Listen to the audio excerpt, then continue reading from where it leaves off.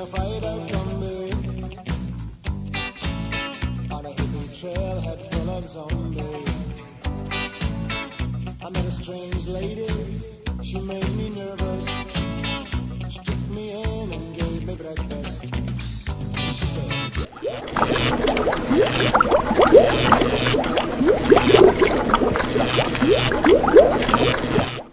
hey, welcome back to the channel. This is Dave. Today we're going to talk about Down Under. No, not the song, the country, Australia. And some of the great music that's come out of Australia that I think goes a little unnoticed by most American audiences. It's one of those things where some of it is very popular, but you know, sometimes it's just the hits and don't realize the albums. But I do think if you're going to start someplace, you would start with the hits. So obviously, like the first band I'm talking about would be Little River Band. Little River Band's an awesome, awesome band. The vocals in this band are just crazy good. I mean, you could just listen to the song Lonesome Loser and you hear like this 4-part or 5-part harmony going on. That's just outstanding. They had great songs, and I think a lot of their albums are overlooked. And oddly enough, I am going to tell you that I think if you're going to get one album by them to check them out, I would get Greatest Hits, which came out in 1982. There's an expanded version of Greatest Hits that came out in 2000. Do not get that. It's not that you don't need the extra songs. It's just that there's some like alternate takes of songs that are not the real versions that you would know. Like Take It Easy on Me. Instead of it being sung by the lead singer, it's sung by the bass player. They did an alternate take with him singing it, I think on the album that George Martin produced. But I think any one of their albums before 1980 is a great album to buy from them. Any album of theirs. But I think, before 82. Anything before 82, you can't go wrong. I think after that time, Glenn Sharrock left the band. And it wasn't the same in my opinion. Anyway, Little River Band, great band, awesome everything. And to me, like, they're the Australian version of the Eagles. I think they're a great band. And of course, I'm sure you've all heard of them. You might have heard of a band called AC/DC. I'm just kidding. If you haven't heard of AC/DC, I have a doctor's number for you right here. No. So obviously that's like the most popular of the bands. However, the new singer, John, I think his name was John Farnham, that came into Little River Band after, hired a guitar player by the name of Brett Garsed, who I think is, if you're into really technical, great guitar playing, I would check out Brett Garsed. The album I would check out by him is Dark Matter. Came out just a couple of years ago. I think it's like 2011. It's a great album. The guy is, if you're into like the Holdsworth, very legato style playing, he used to be in Nelson. He's just a great, great player. He's just excellent. I really like him, and he's someone you should check out. The next band I'm going to bring up is a band that every Australian that would be at least my age, or maybe of all ages, would know, but no one really knows in the United States, is a band called Cold Chisel. Everyone loves Chisel down in Australia. They're like one of the most favorite bands of, they're like the Stones of Australia, if you will. They're a favorite of Australia. The singer Jimmy Barnes had a moderate hit here. Here, I'll play a little clip. This was a song he did for the movie The Lost Boys. He did a song with INXS. This singer here is Jimmy Barnes from Cold Chisel, otherwise known by every Aussie as Barnesy. It's Barnesy. All right, here's a clip of Jimmy Barnes. I'm gonna have a good time tonight. Rock and roll music gonna play all night.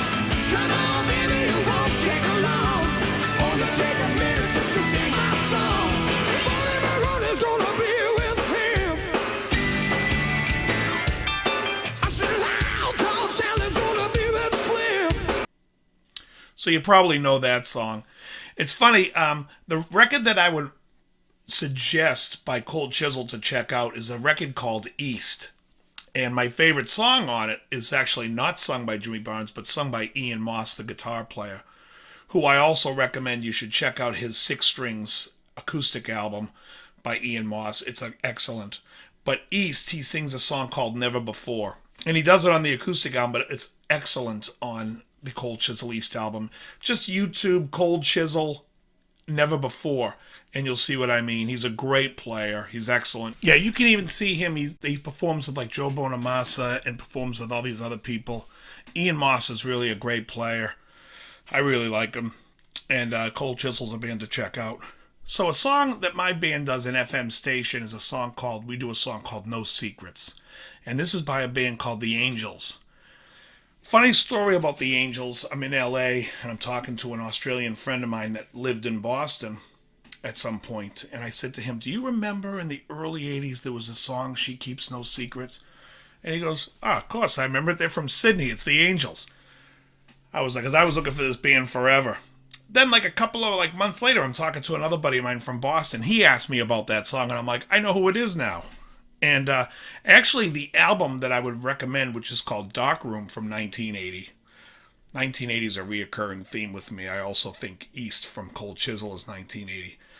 But the Angels album, Dark Room from 1980, also has Face the Day. And that was made, a remake by Great White. I don't wanna face...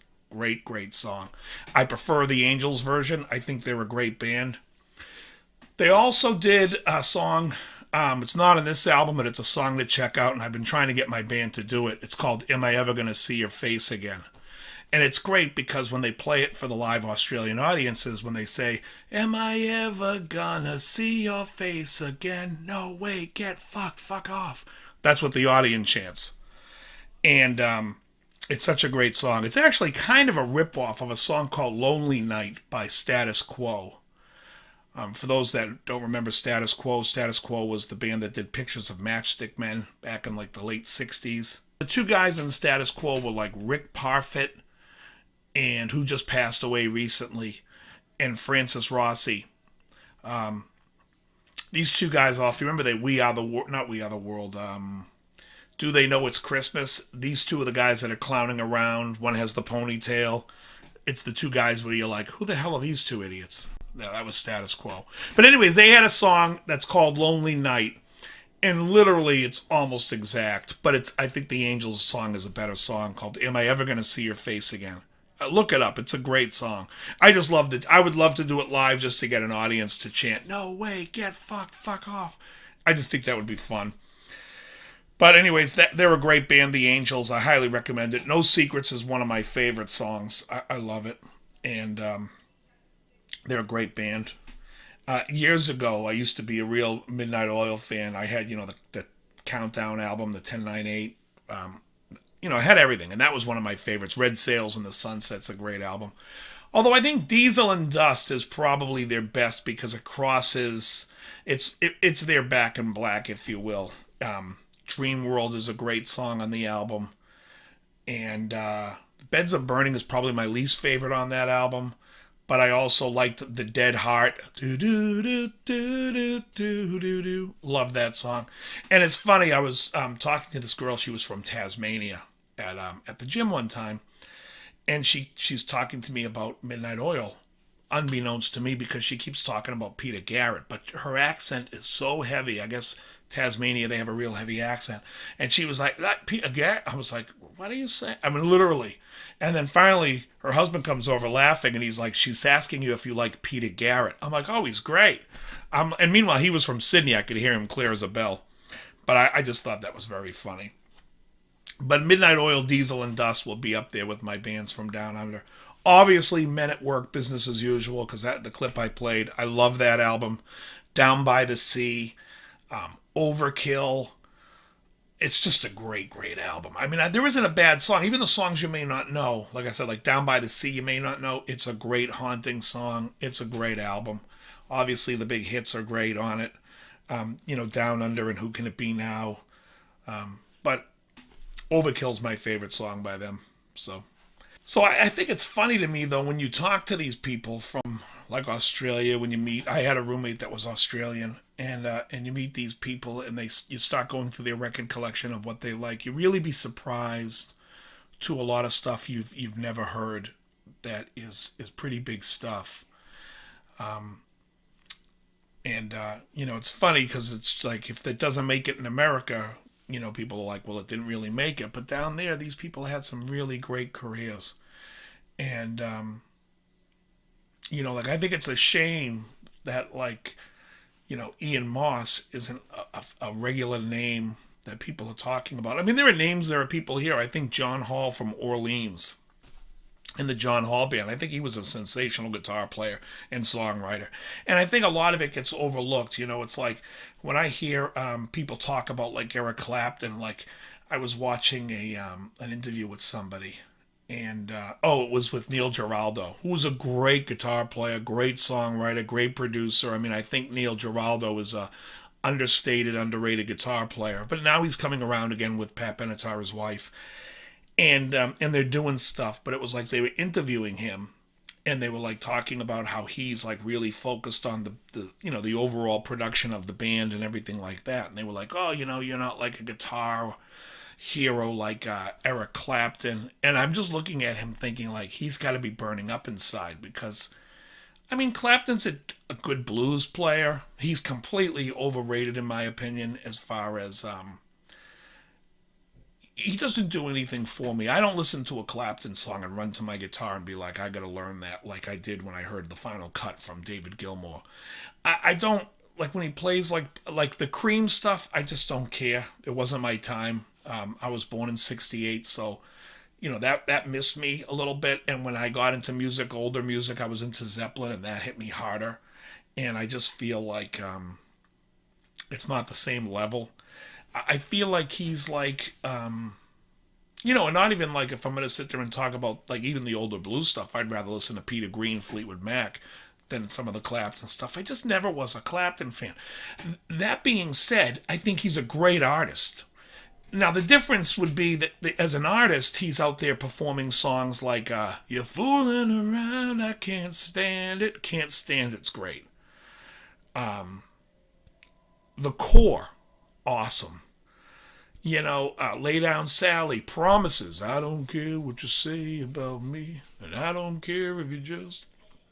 I love that song. I love that material. Problem is, as a guitar player, so what?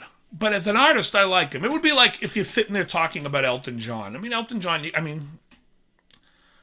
I have to say, from 1970 to 1973, up to about the Caribou album, I think the guy's phenomenal. After that, I could not listen to anything else. He's, a song here and there. Little Genie, I like. It's the cheese effect of that pop with the Fender Rhodes that I love. But for the most part, you could take any song after that. I just don't care. But all that early stuff, Elton John was a phenomenal singer, songwriter. Well, he co-wrote the songs with Bernie Taupin.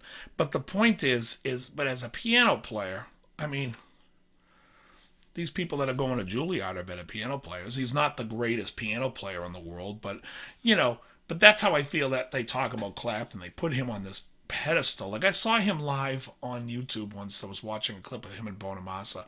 And I'm not a fan of Bonamassa really that much either. I mean, he's a blues guy, and I'm not really that fan of his music, but he's a fantastic player. It doesn't take 2 seconds to watch him and go, oh, this guy's got his shit together.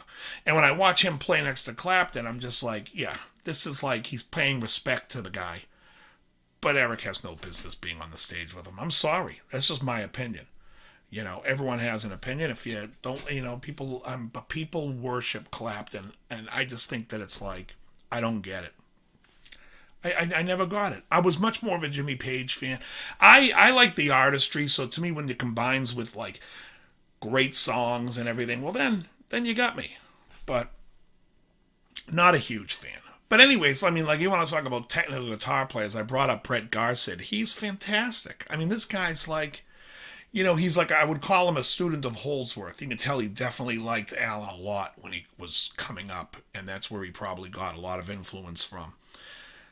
I don't think he has the chops mentally as far as like he's not as advanced in jazz as Holdsworth, but that's okay. He takes it to a rock level, and it's great. He's a fantastic player.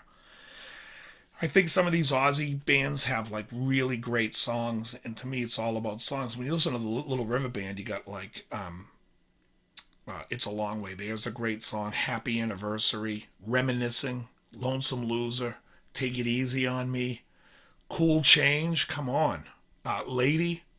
I mean, great songs, overlooked band. Anyways, the point of this video is I hope you take a look at some of these records that I suggested. Go on YouTube, look these bands up.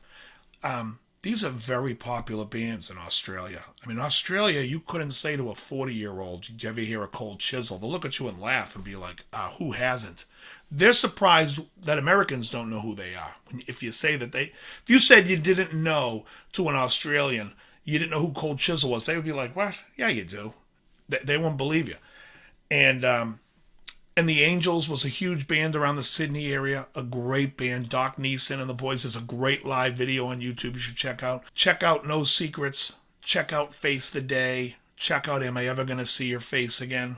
Also, Colin Hay put out acoustic stuff. He's been doing like a lot of acoustic Men at Work songs, and it's great. He's a great player, great acoustic. All these guys really, I think, are great songwriters, and I think they had the advantage of writing without the pressures that the American record companies put on bands. It's funny, I remember reading something where a Little River Band submitted an album to the New York office of whatever label they were on. I can't remember what it was. It's not important. But they were like, sorry, we don't have a hit on this album. And they were like, hello, Reminiscing? This is outrageous. They weren't even thinking that was a hit. That's just them writing. I mean, that tells you like right away like what kind of atmosphere that they have down there and environment. Anyway, so I hope you look up some of this stuff. I hope you like some of this stuff. More videos coming soon. Very good.